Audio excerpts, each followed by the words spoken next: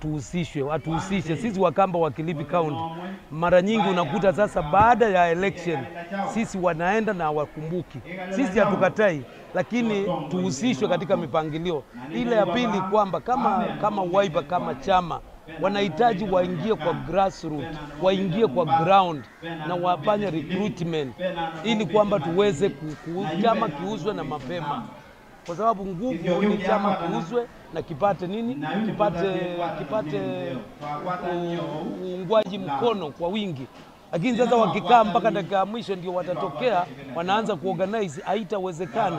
Kwa sababu sasa na wale vyama vingine nao vinaenda mbio, vina lobby.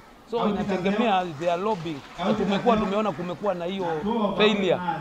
We have to agree there has been a failure in that one. Tunahitaji hiyo kitu irekebishwe ili kwamba ikiwa watakuwa kweli serious na Kalonzo amekuwa nominated kama candidate, sisi tutasimama, lakini wakuje na mapema, tuanze kupanga mikakati na mapema. Sababu vyama vingine vinakimbia pia, vinataka hiyo namba yetu.